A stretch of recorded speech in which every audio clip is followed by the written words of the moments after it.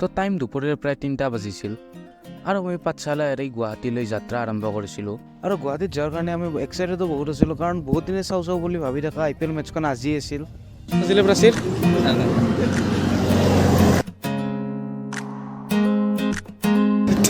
3:34 খেলা পাঠশালা পাৰ হৈ আহিছোঁ। পাঠশালাৰ পৰা আহিতে বৰমা পাৰ হ'লোঁ আৰু যাই আছোঁ গুৱাহাটীলৈকে। মাজতে এতিয়া ফটো উঠোৱা অলপমান ৰখিলোঁ, মানে বতৰটো অলপমান ভালে দেখিলোঁ।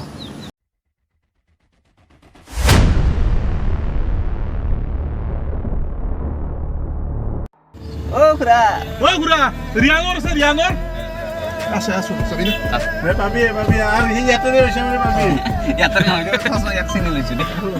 গুৱাহাটী আহি পালোঁ আৰু বৰচাপাৰাত তাতে পাৰ্কিং কৰিলোঁ। ৰিচিপ্ট একো দিয়া নাই। পাৰ্ক কৰি এতিয়া আহি পালোঁ আৰু চবফালে জাৰ্চি বেছি আছে। কলকাতাৰ, ৰাজস্থানৰ নাই ৰেন পৰা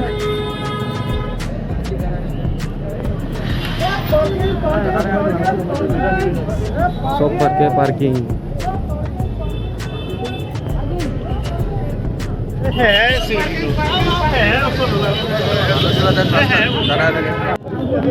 ইয়াতে ৰিয়ানৰ ফাইনেলি ইয়াতে জাৰ্চি পালোঁ। বা ভাই 10 টকা হেৰি দিব নোখোজে আহো।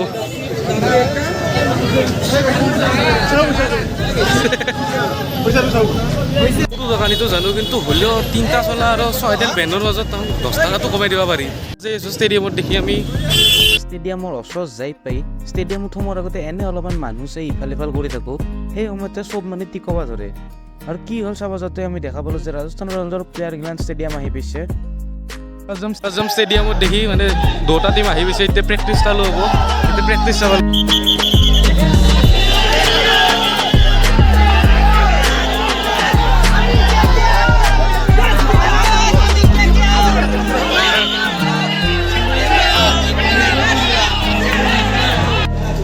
তো এইখন ষ্টেডিয়াম লাইট জ্বলি আছে পুৰা, আৰু মানুহ চাব লাগিব। কিন্তু সিবাৰো চাইছিলোঁ, কিন্তু সিবাৰতকৈ এইবাৰ বেছি ক্ৰেজ হ'ব।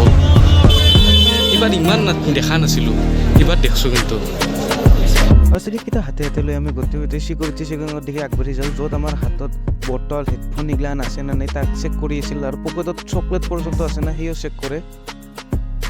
আৰু টিকেট চেক কৰাৰ পৰা মনত পৰি মোৰ লগত যোৱাবাৰ কি হৈছিল।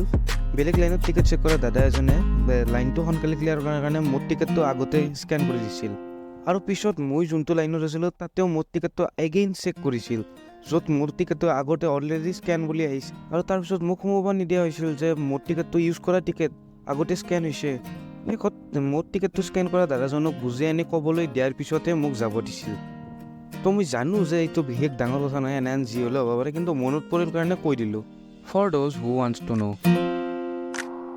চলি আছে আমাৰ পাঞ্জাৱৰ খেলা।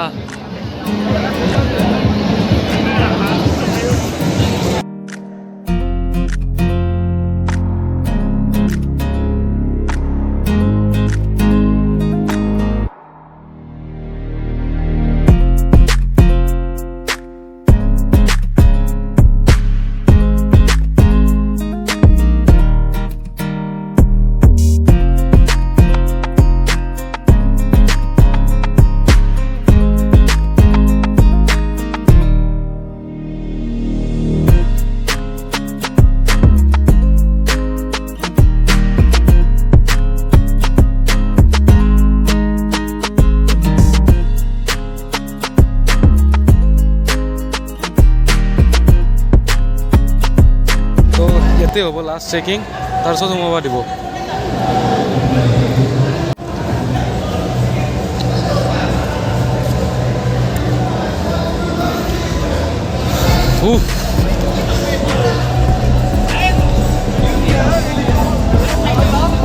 তো এইখন গাড়ী ভাঙাৰে সপোন দেখি থাকোঁ সদায়, খেলা চালি IPL চালি। তো আজি এৰে ওচৰতে পাম। তো এইবাৰ চাওঁ, আজি যদি কাৰোবাক প্লেয়াৰে ভাঙিব পাৰে এইখন গাড়ী, কেনে লাগব মনটো। ইমান দিনৰ সপোন লাইভ চোৱা হ'ব, মানে লাইভ পুৰা হ'ব। তো এৰে আগৰ পৰা একদম ওপৰত আছিলোঁ, একদম ওপৰত তাতে আছিলোঁ, আৰু এইবাৰ একদম তলত। পতাকাখনত এইবাৰ দাণ্ঠিডাল নেদলাক।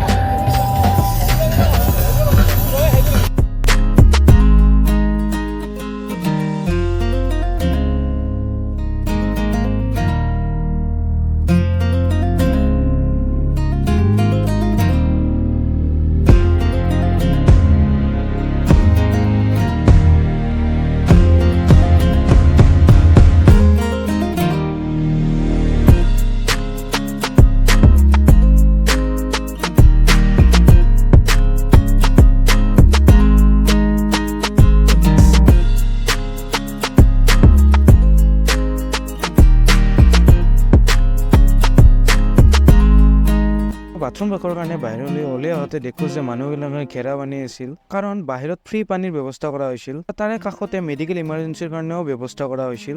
সেইকাৰণে পাছত লাগাতছে বেছি দাম ভৰি খোৱাতকৈ ইয়াতে পানী খাই লওঁ।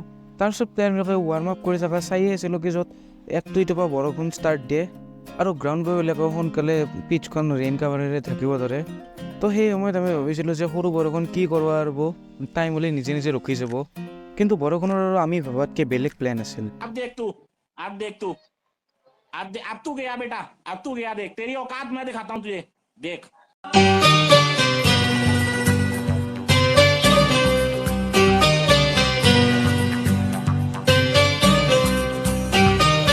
আৰু ৰখি বৰষুণ নৰখাই আন পাই আমি ষ্টেডিয়ামৰ পৰা বাহিৰত যাওঁ মাথা মাৰোঁ। আমাৰ গয়াটো বহুত লাগি আছিল, কাৰণ বহু আশা কৰি থকা মেটছখন চাব নাপালোঁ আৰু বৰষুণত ধৰি মেটছখন কেঞ্চেল হ'ব বুলি আমি লাষ্টত উপায় নাপাই ওলাই যাওঁ। আৰু অকলে আমি বুলি নহয়, কাৰণ 60% মানুহে বাহিৰত ওলাই গুচি গৈছিল। তাতো চাওঁ, নহ'লে এইবাৰ ষ্টেডিয়ামখন চাম অলপমান ঘূৰি, মানে অলপ কষ্টই হওক, বৰষুণত জিকি হ'লে এতিয়া ষ্টেডিয়ামখন চাম, কিবাটো হওক, কিবাটো চাব পাওঁ।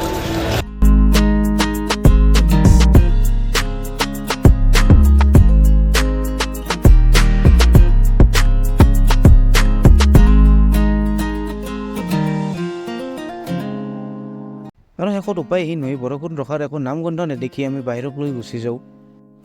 আৰু এই ডান্সটোৰ কাৰণ হ'ল আমি গাড়ী উঠিব ধৰোঁতে বৰষুণ ৰখি দিছিল আৰু মোবাইলত চাওঁতে গম পাইছিলোঁ যে টছ হ'ব, আৰু 5 মিনিটত দাউৰি কিবাকৈ আহি ষ্টেডিয়ামৰ ভিতৰত টছৰ আগতে আহি পাইছিলোঁ।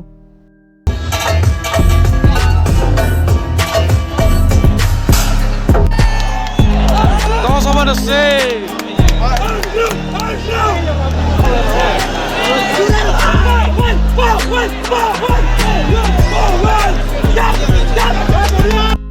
কিন্তু কি হ'ব, বৰষুণৰ স্বভাৱ বেয়া, বৰষুণে বেয়া টাইমত আহি নিজৰ सभे बाबा टाइली है जात पात में, माई के दिया था गाली बात बात में, पूरा देश के नेता लोग बर्बाद करता, लेके अलग अलग धर्म के झंडा। এছ'চিয়েশ্যনে সকলোকে ধন্যবাদ দিছে ইমান শৃংখলাভাৱে মেটছৰ ডমিনেশ্যন ৰখাৰ বাবে। যদি আমি বহুত ট্ৰাই কৰিলোঁ, ground staff plus the entire team of Assam cricket association. মেটছখন কেঞ্চেল হ'ব বুলি এনাউন্স কৰাৰ পিছত আমি গাড়ীক লগি আগবাঢ়োঁ। গাড়ীৰ জাম তথা মানুহৰ ভিৰকে পাৰ কৰি আমি শেষত 2:30মান বজাত ঘৰ আহি পাওঁ। पहली बार वो कह रहे हैं कि भाई मजा आया, और मैं ये जो मजा है हिंदुस्तान के हर व्यक्ति को देना चाहता हूँ।